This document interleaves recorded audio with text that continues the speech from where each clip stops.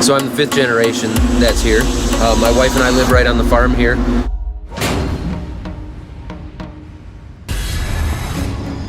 Full time, it's just my dad and I. We've got 2,600 acres. We've got 2,600 acres. For around here, we are slightly above average as far as acre size. $550 to $650 an acre is about what we figure it costs to grow 1 acre of corn. For us, we find that the 2 best times to sell corn and soy generally, if you want to get in and do what I do or what you do, it is very, very difficult to start something like that.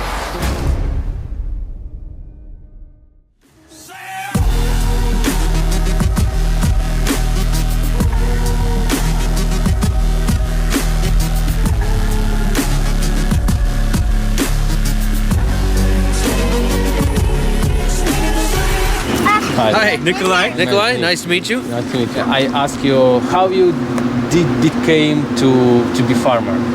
So I grew up here. This is the family farm. Actually, Yeah. my ancestors came from Sweden in the 1870s, so about 150 years ago, and they homesteaded this farm, started this farm here. So I'm the 5th generation that's here. My wife and I live right on the farm here. Full time, it's just my dad and I. We've got 2,600 acres, so quite a few less acres than what you guys are running. It's all corn and soybeans, and I would say for around here, we are slightly above average as far as acre size. There's several guys quite a bit bigger than us and several guys quite a bit smaller. What education do you have? Actually, I went to 2 years of tech school. So two years of college after high school. But education from some farming you don't have? No, I don't. Actually, I went to school for automotive machining. So I went to build race car engines. Yeah. That's what my schooling is in. Me too. Me too. I am farming, and my dad farming. I'm farming from when I was a small guy. Yeah. Okay. But I don't have education from some farming. You know. You have the education of actually growing up on the farm. Yes. Yeah. Yes. Practice. I think it's more better. Yep. Yep. Real education. And new experience. Yep. Yeah. On the job training, we call that. Yeah. Okay. Let's start to see your farm. What equipment do you have? We'll go in here. I'll show you the shop, and we'll kind of look around in there. I'll show you what we've got. Okay.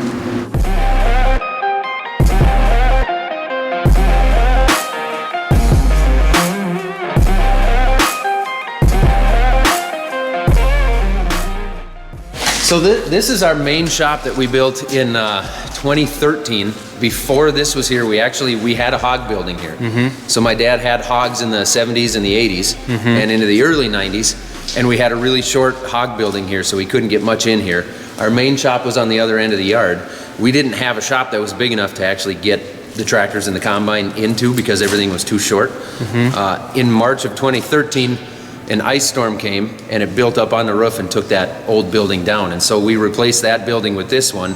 So this has been a game changer for us because now we can get everything we have in here.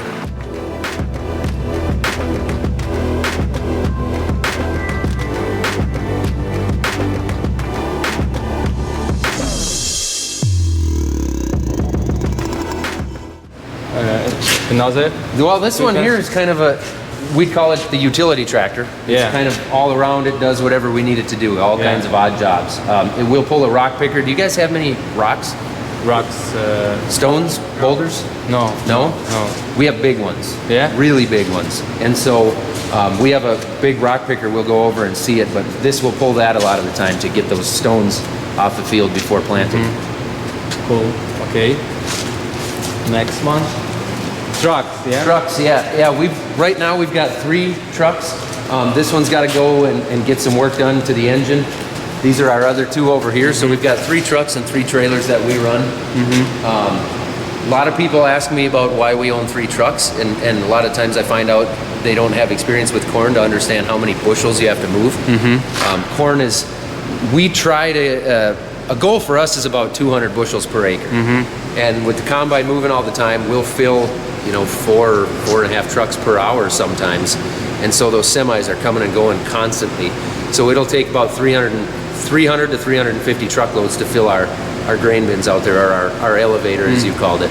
And so we've got to run a lot of trucks, and then throughout the year we've got to empty that. So we'll get 700 to 800 truckloads in and out of our yard every year. So That's one thing that's big for corn farmers is to have the trucks so that you have the efficiency to move the grain, get it out of the field, and get it to wherever you're taking it as quickly as you can to keep everything moving.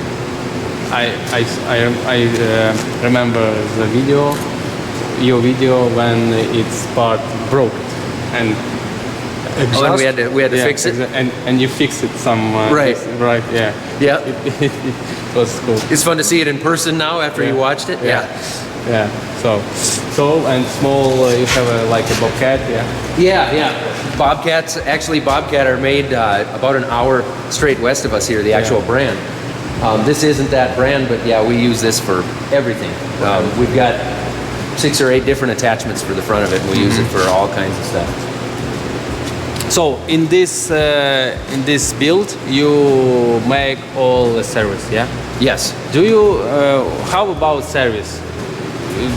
Do you do service yourself, or will come some dealer and do and help maybe? We do what we can do ourselves. Yeah. A lot of the times on the new equipment, it will pay to have the dealer do it instead of us, especially since they're so close. So what we'll do a lot of the times is bring the piece of equipment down to them, and then they will do it. And then a lot of times stuff like that on newer equipment, it's warranty work where they'll require that it's done by the dealer, or it's stuff where we don't have the tools to do that, or maybe it's something that we don't want to tackle, on a $200,000 piece of equipment. Yeah. I don't really want to pull that in half and start wrenching on it myself. I'd be more comfortable having the dealer handle it that way. If something doesn't turn out correct, that they'll stand behind that and help us out with that. So we do all of our normal maintenance in here, but any of the big projects, if we've got to tear an engine or a transmission down, that's going to go to the dealer. Yeah. So I see that tracks pick up, like pick up. Oh yeah, trucks, trucks. pickups, Yeah. How Yeah. much truck pickups do you have? And Well, Dad and I each have a personal pickup for daily driving. yeah. And then we've got a service truck that has our toolbox, air compressor, generator, welder, torch, that kind of stuff on it for work. And then this is kind of our workhorse. We use this for whatever. It's here for everybody. It'll, it's the dually with the heavy springs, so it'll haul pretty heavy For loads. all work, for all job. Yeah. Yep. For everyone, Right. Yeah. like service car. Right. Pretty much. Yeah. I see that a boat. Yeah. Yeah. Do you like?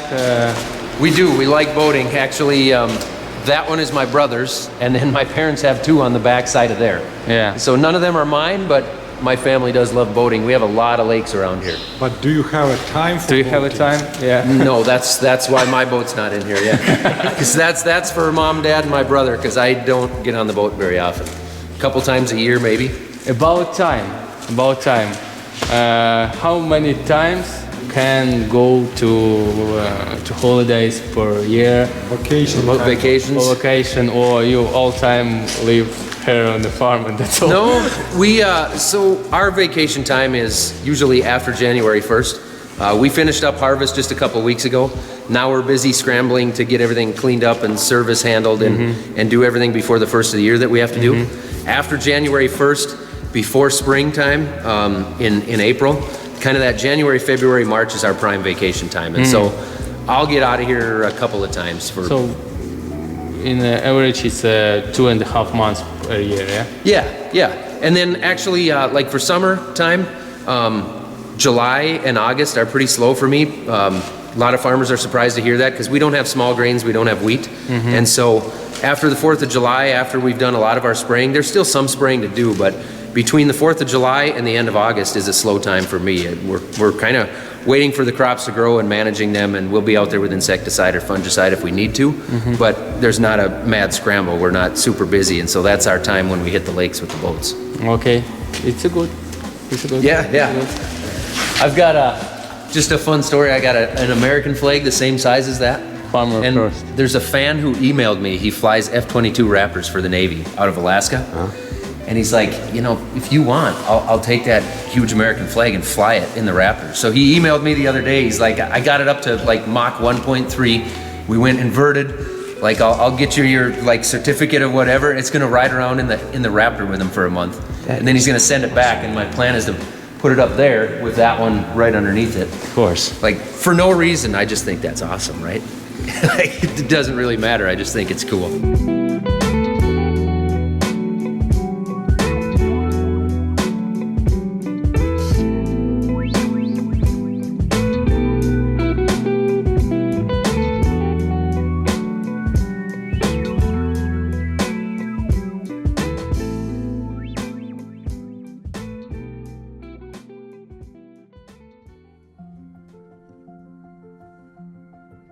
Yeah, it's tillage is it's a lot of work and it's expensive, and the ultimate goal is to figure out how to not do tillage or not do as much tillage, and that's kind of something that we've talked about a lot lately with try to minimize tillage, you know, for several reasons, you know, for soil health and erosion reasons and time and money and that kind of thing, but we have not found a consistent way to make that work yet, because we just don't know what we're going to get for weather, right? There's years when it would work fine, but there's most years that it wouldn't. What about your rotation? You have a soy and you have a corn. How many percent you grows corn and soy? Usually about 50% and 50%. 50 and 50. Yeah, and we will just swap the acres each year. Usually, Each year, yeah? Yeah, we end up a lot of the times having about 60% and 40%, depending on what the market's calling for. So sometimes corn will cash flow better and we'll plant a little extra corn. So we'll plant corn on 10% of our acres for 2 years in a row. So if we take one field, 1 year it's a corn, next year it's a soy, Usually. next year it's a corn, next Yep. year it's a soy. Yep, and so we rotate almost all of our acres are rotated each year between those two crops. Okay. And which corn you take more profit of corn or soy? Usually off of corn, but that changes a lot. But usually off of corn. How is going market? Yeah. Right. Yeah. Right. But around here, $550 to $650 an acre is about what we figure it costs to grow 1 acre of corn right now. And we're just really getting into, now that harvest is over, and we're looking at next year's inputs as far as buying seed, fertilizer, chemical. What do we want to spend and where? When it comes to marketing the grain, that's an everyday thing year round because we've got our own storage. So marketing is year round, but right now we're just getting to where we're going to start hitting the cash flow hard, and we'll really look at that really hard December and January to put our numbers together for 2020 to try and have some, you know, targets in our head as far as what's it going to cost and what do we need to market at in order to make sure that we try to remain profitable, right? Yeah, and you I see you have a storage, yeah? And, Yep. And what time it's the best time to sell your corn or soy? For us, we find that the 2 best times to sell corn and soy generally, or at least the best times to market them, are right now, midwinter or early winter, and late summer. Yeah. A lot of the times, once you get the crop in the ground, and it seems like once you get the crop in the ground, and the end user knows that the crop's in the ground and it's growing, they feel safe again. So after June, things will start to die off.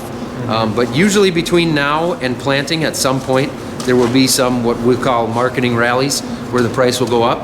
And so we will contract ahead of time and try to lock in those prices. And then we do it a little bit differently than what a lot of guys do, or some guys do, where we'll market it right on the board. Yeah. And so we're not locked into a specific location. Yeah. That way we maintain the control of our grain up until the day we decide to sell it to an end user.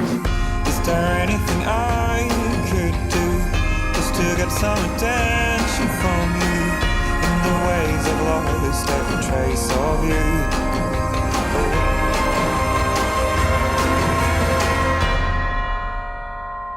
Header?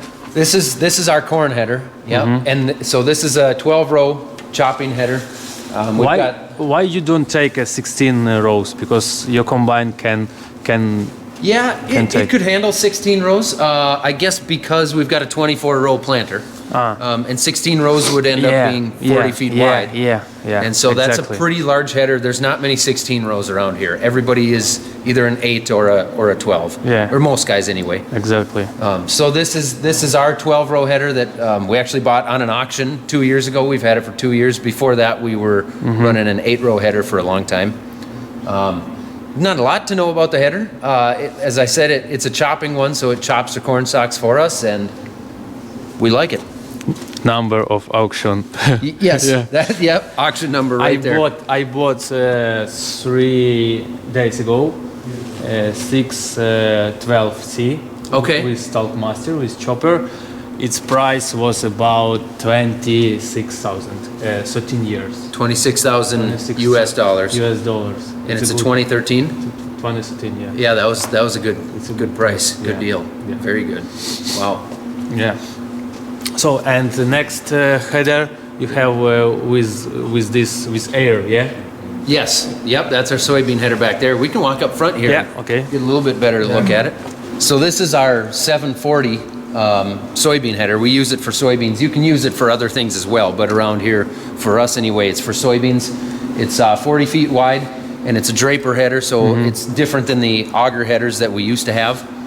We also mounted a Crary air system to the front of it to help use air to push it into the belts and get into the header, so that we're not using the physical reel quite as much, just to try and keep the reel off the soybeans some and use the air to help feed things in. And you put this technology this year.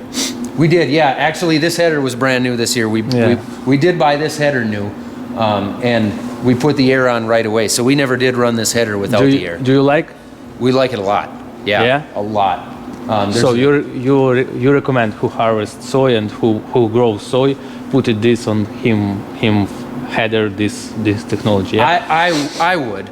I think when you go from the auger heads to the draper heads, which is a kind of a transformation or a process that's gone on around here a lot over the last 5 years, I think it's maybe not as necessary. But when you get into short beans or even tall beans sometimes, just to have that air helping to feed the beans in a lot more consistently, there were several different situations that it helped in that I hadn't even thought of. And this header really helped us for several reasons to be able to go earlier in the morning and later at night. Number one is the air and the belt working together to feed more consistently. And then we've also got the flip over reel, so we wouldn't have problems with the beans trying to wrap around the reel.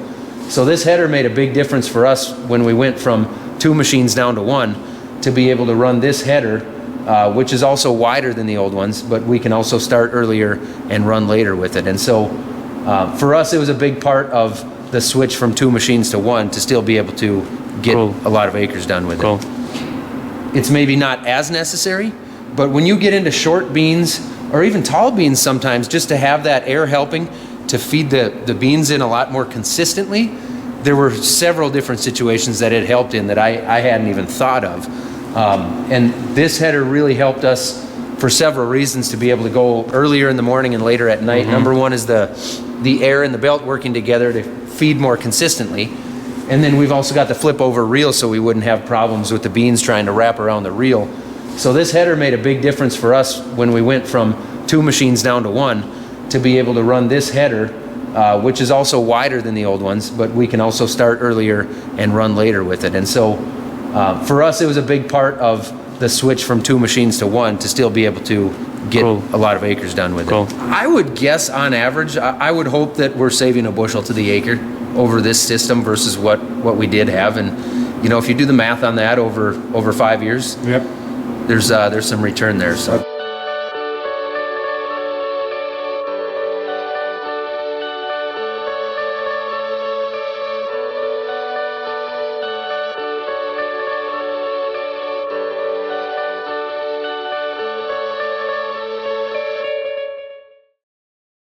When we walk now, one question: what you can say about no-till? About no-till? Yeah.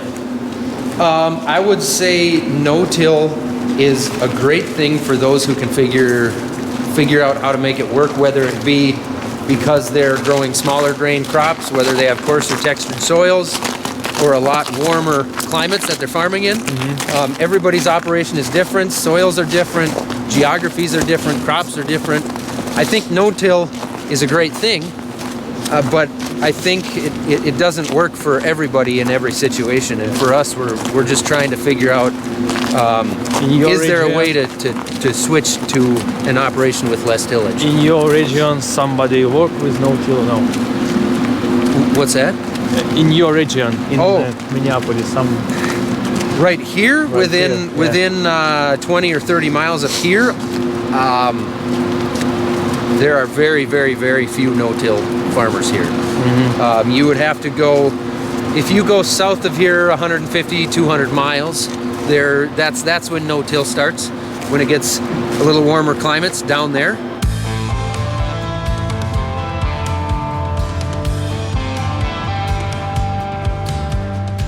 Elevator, yeah? Yeah, so let's walk over here and then I'll kind of start from the beginning as to how this works. There's a grain pit right where you're standing. There's Yeah. one here and there's one there. Yeah. We've got two 500 bushel grain pits. And so when a truck pulls up, we can bring a full truck in here and dump them in 20 seconds and dump the semi.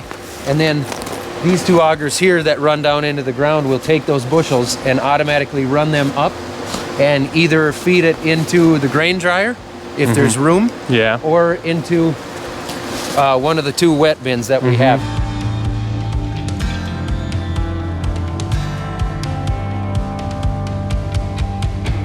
Brand you prefer more? We run right now mostly John Deere. Yeah. And that really is because we've got a really good John Deere dealership about 9 miles away. So just up the road, not too far away, they're really good with service and parts when we need it. If we want to switch to a different brand, other popular brands here would be Case. Yeah. That would be definitely the second most popular. And then AGCO does have the Challenger series. You don't see many of those. There are no Fendt dealers. Almost everything we've got is John Deere. We've got tractors, the sprayer, the combine, the tillage equipment, planter. It's all John Deere stuff. So you have, I see, sprayer, it's 4830, yeah? 4830, yes. This has got 100-foot booms, 1,000-gallon tank. Yeah. Most of our equipment is pretty new, but Yeah. we don't buy anything brand new. So most of our stuff is about 4 to 6 years old on most of our equipment. You don't buy a new one, yeah? No. You buy used. We buy used. Yeah. Why? Because over here anyway, the depreciation on it is so fast right away. So if I wanted to buy this sprayer brand new, it'd probably be $400,000, which is a considerable amount of money here. And after I run it for 2 years, it's maybe worth $250. Yeah. And so we'll buy it 3 to 5 years old for $200,000, and then we'll run it for 3 or 4 years, and it'll still be worth $150. And so we're not taking that huge hit on the initial cost. It's similar to buying a new car. Yeah. The first owner takes a big hit on My on opinion is the value. same. And so this is our only sprayer. We do all of our acres with this. Yeah. So it probably does about 6,000 acres a year, because a lot of those acres Yeah. will get double passed, or some of them triple. About spraying, how many times you spray corn or soy a year? For us, corn we spray one time. It's chemical or fertilizer? Chemical. Chemical. Yep. Sorry, So we put our fertilizer down either in the fall after harvest, which we did as much as we could this year, or in the spring before planting. So we've got all of our fertilizer down in one shot. And then we'll come by after planting and we'll spray it one time. And then that will be it on corn, because corn grows so fast and fills out, and we don't have much for weed problems after what it that. should be state corn, 5 or 6 leaves? Stages, corn stages when using the chemicals. About V4. 4. Yeah, fairly young. Sometimes we'll do 2 passes if we've got fields that are an issue. We'll spray it earlier, like right away in V2, and then we'll spray it again as it's getting closer to canopy. But a lot of times we can get away with just 1 pass on corn. With soybeans, it's a little bit different. On soybeans, we'll actually do 1 pass right away after planting. We'll try and follow the planter immediately, and we call that our pre-emerge pass. That usually does really well, and then, maybe a month later, we'll come in and hit our first post-emerge pass and clean the weeds up again.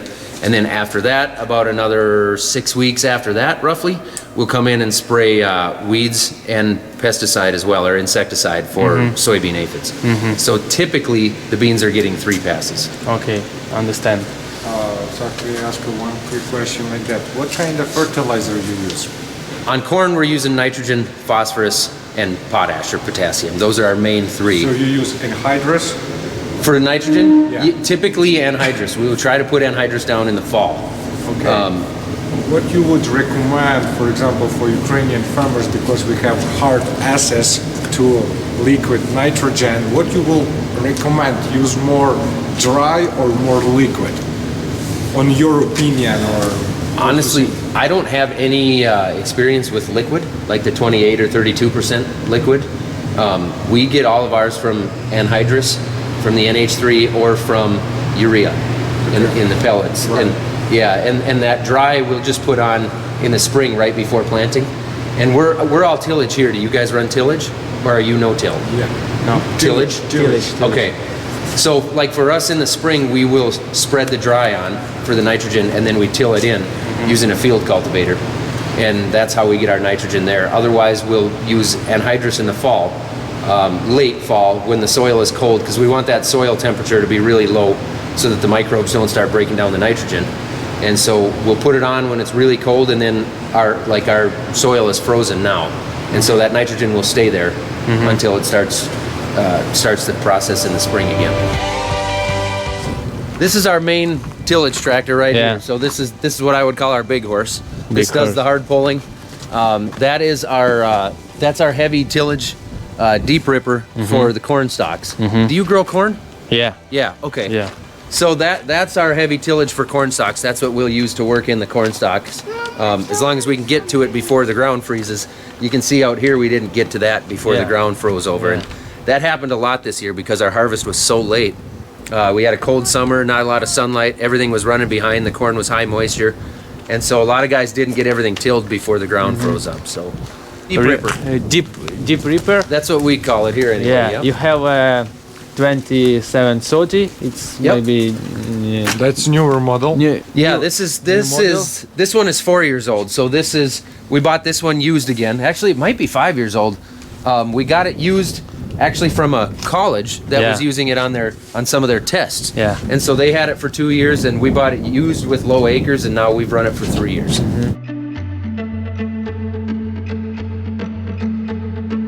Your partner who sell you some material, chemicals or fertilizer can give you just material and you can pay him after 1 month or 2 months, or no, or you should pay take and pay. Yeah, for us, we will pay for most of our inputs for 2020 right now, because that is the best deals. Yeah. Most companies and most distributors, or excuse me, most of the retailers will give you a better price right now if you just pay for it now. It's the best time buy in December. The best time to buy fertilizers, seed material, and chemicals. Yeah. Yep, for us it is, because they want the commitment from you, so they want proof that you're going to buy from them, Yeah. and so they'll offer a better price to sell some right now. It's the best price now. Usually, yep, Usually in Ukraine the same. same way. Yeah, the same. And, Sure. and this is the best time to sell corn in the spring, in March, February. It's Yep. the best price. But our price in Ukraine, it's going from America. Okay, Yeah. How it's going market in America, we feel in affects the Ukraine. way Yeah. yours is. Yeah, Sure, we feel in Ukraine sure. because we are country which mostly the biggest part export corn to another country. What you Yeah. This machine here, this is the 8360. Yeah. We'll use this tractor typically for planting and running grain cart, or some people will call it a grain buggy or a bank out, or there's a debate on what you should actually call Yeah. it. But around west central Minnesota, everybody calls it a grain cart. And so what the grain cart does, which that's one there, we've got two here right now, but that's one of them right there. It will follow the combine around and keep taking the grain off the combine and then running it to the truck. That way the combine can keep moving at all times. So we'll dump the combine as it's actually harvesting into the grain cart. Yeah, one combine is enough for our acres. The other thing is, if we added two combines and if we try to run two combines in corn, we can't keep up with the amount of bushels that are coming. So we would need more trucks, we'd need more drivers, we would need a faster grain dryer, we'd need more wet storage for the high moisture corn coming in. We just don't have the logistics to keep up to two combines in good corn.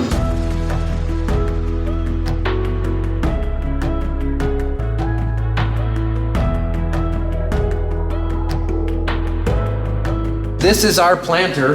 In the U.S., a lot of people would specifically call it a corn planter. We plant all of our soybeans with it as well. Yeah. So we run the same planter for all of our corn and all of our soybeans, which surprises a lot of people, because a lot of people will run narrow row soybeans. But in this part of the world, we have a lot of problems with white mold in our soybeans. They get too tall or too bushy, and the air doesn't get through them, Yeah. and we have the fungus problem, right? Yeah. And so we plant in 30-inch rows.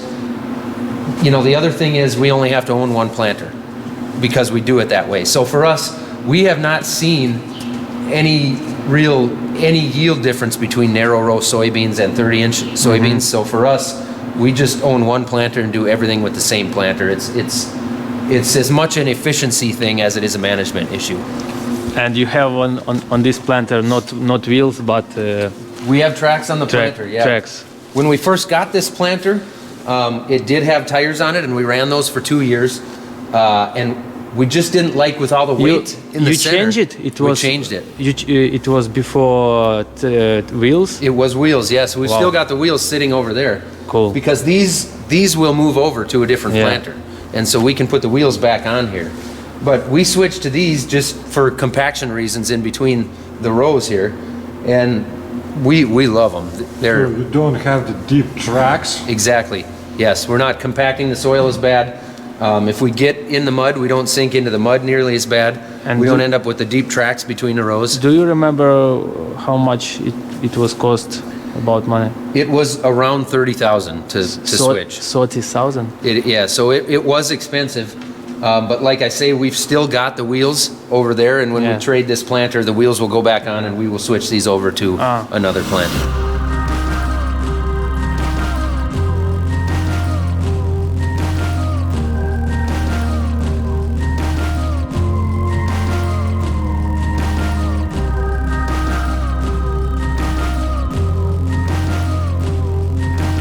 Here Yeah. for overflow, and that's where our high moisture corn will go in at first.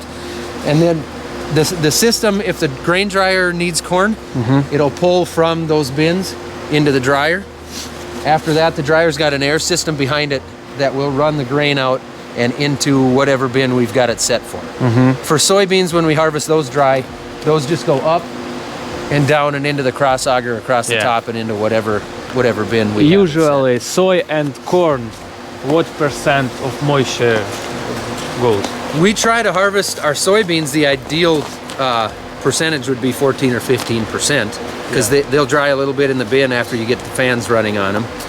But around here, kind of depending on the calendar and what timing is looking like, if conditions are good, we will take soybeans at 16.5% and run them through the dryer with just a little bit of heat real fast, and then we'll put them in the bin and they'll dry down. Do you use every year dryer or no? For corn, yes. For corn, yes. Yeah, it's very rare that we would have bushels that wouldn't need to be dried around here. It does happen, but it's really rare. For your storage, for your elevator, are you storage all your corn in your elevator or no? Or you should, or you have to something, some part to another elevator? We stored this year and last year 100% of our grain in our own storage here. The year before that, we had, let's see, that would have been 2017. We had about 25,000 bushels of overflow that we didn't have room for. And we actually put it in bags, in grain bags, right out here in the field next to the driveway. And so we stored temporarily, just for a few weeks, we had 25,000 bushels out there stored.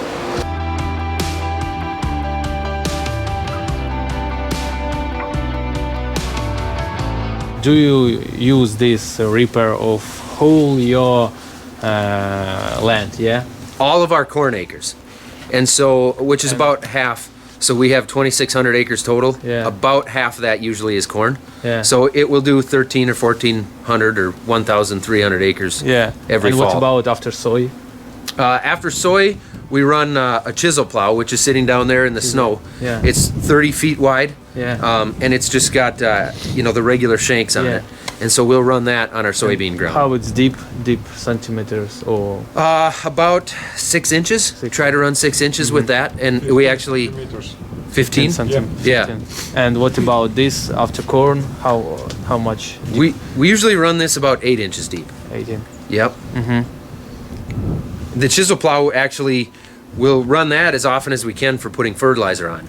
So we pull a fertilizer tank behind it, and that uses an air system to blow the fertilizer up from the tank, and it injects it right behind the shanks on the chisel plow So itself. about fertilizer, you put fertilizer in autumn, In autumn, yes, in the fall. In the autumn, the main Goal.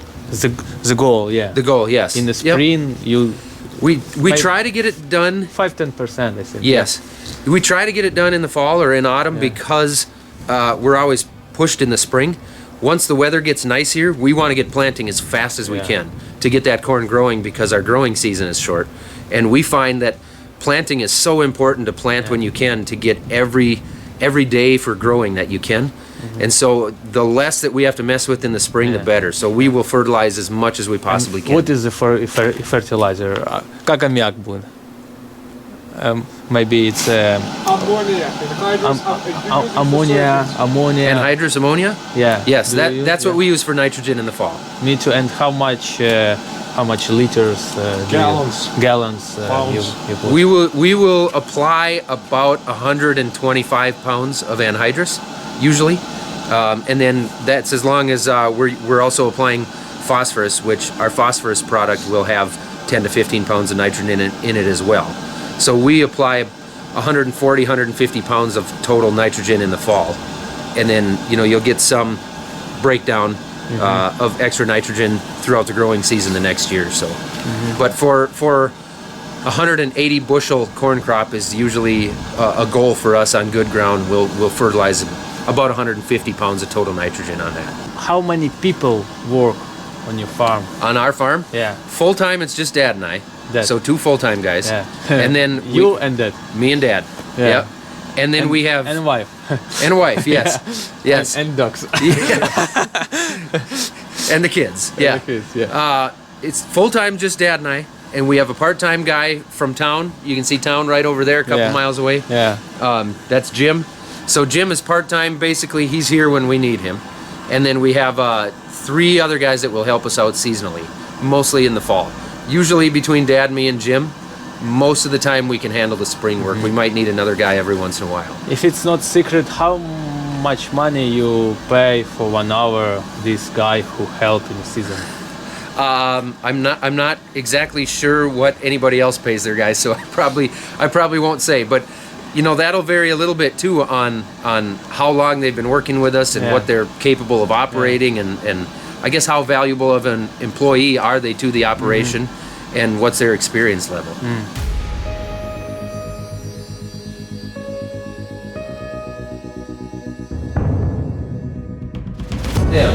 J&M? Yep. So this is brand new or was brand new before harvest. We used this throughout harvest and cleaned it up and packed it away here in the shed. But J&M came to me and wanted to know if I was interested in demoing this. That's what we call it over here. It was a long-term demo. We ran it through harvest. And it's still parked in our shed. So we don't know for sure what we're going to do with it right now, but we've been in contact with J&M and they said to just store it here for now. Yeah. But I do know that I'm not interested in giving it back up again. I really like this cart. It unloads fast. The flotation with these tracks is unbelievable. I like the tarp on it. Yeah, they threw a custom sticker on there for me. Yeah. So that was kind of cool. Everything about this cart I really did like. It's not that there was anything wrong with our other cart, but there's a few things specifically with this one that I really like. The auger, one of the other notables is the auger actually reaches forward 8 feet, and so you don't have to turn around so much. Your neck doesn't get quite as sore when you're dumping because the auger is more straight out here, and it's still a dual auger system, and so it's cool that way. It's really unique that way, the way they engineered that, and that's one of the things we really like. And what like you brand prefer more, J&M or Kinze? Kinze, because a lot of these brands I see in See a lot of Kinze and around? I have a Kinze. Oh, you do? Kinze. Okay. Well, I've never run a Kinsey cart. Yeah. I've run Parker carts for a long time, is what we have owned. But this J&M here this is what I would switch to if we were going to invest in a different grain cart. And if we're talking about tracks or wheels, you have one with wheels Yep. and one with tracks. Yeah, Which better? not even close. This is definitely the way I would go. It's a lot more expensive to get into. yeah. That is the clear downfall. But they are nice. Very, very nice. If you can invest in the tracks, Yeah. it's the way to go if you've got wet soils at all. If you don't have wet soils and you're dealing with drier, coarser textured soils, you maybe don't need it. It's maybe not as necessary, but around here for our farm anyway, the tracks were way nicer. Cool. Nice feedback. Cool feedback. Feedback, yeah. Yeah. Yep. So what about combine? This is our combine. We've only got one combine now. We used to have two, but we do everything with one machine now. This is a 2011, so it's a long ways from brand new, but it's a good machine. We've owned it now for 3 years, and we really like it. As far as tracks go on the combine, like we just talked about in the grain cart, personally, for a few different reasons, we like duals on the combine. We've actually had some people we know that try the really big tires, the really wide tires or wheels, and we've had mixed responses from them as far as whether they like it or not. We have lots of friends who have tracks on their machines, and I was able to run one with tracks last fall. Yeah. It worked really nice. It floats really well, but they're about twice as expensive as the ones for the grain cart. Yeah. And a lot of times those tracks are hard on the drive system on the combines. We've got a lot of friends who run tracks and have had problems with them. I think some of the new tracks now are engineered a lot better so that the drive system on the combine works differently and you don't have those issues. But for us, I'm still a believer in, I like just running the big duals. That's kind of what we like around here, especially for turning around potholes and stuff. They turn a lot better when you've got them on tires versus on tracks.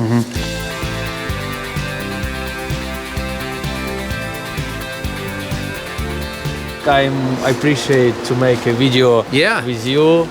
Thank you so much. Really cool farm. You are a really cool guy, and thanks for sharing your technology, show your farm.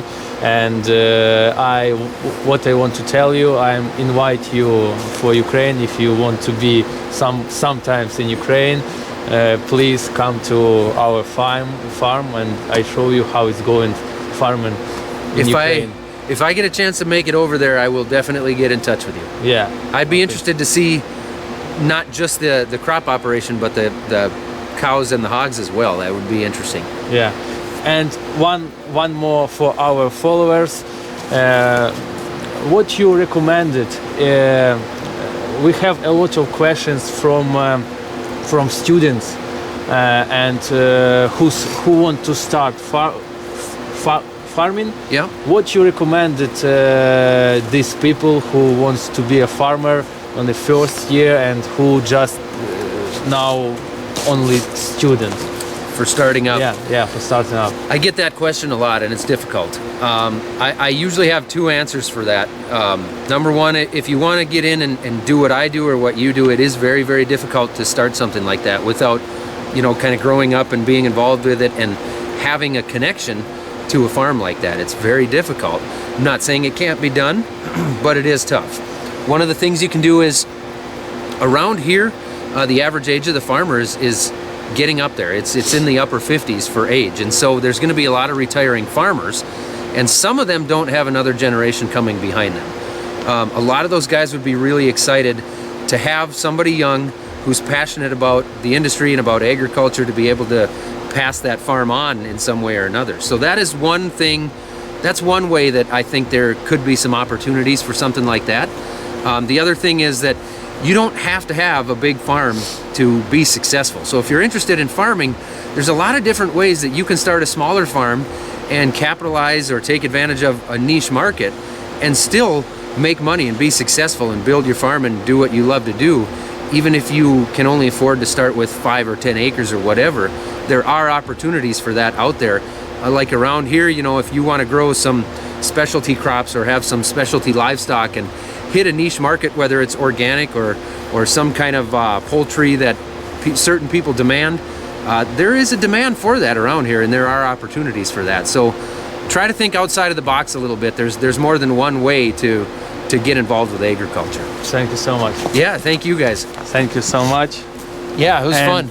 I wish you a lot of followers. Yeah, same to you. 1 million followers next year, and maybe I will come to you next year too, and I wish 1 million There you go. followers, and wish you all the best in your farm and in your work and your family. Thank you. Same to you too. Yeah, thank you. Bye bye.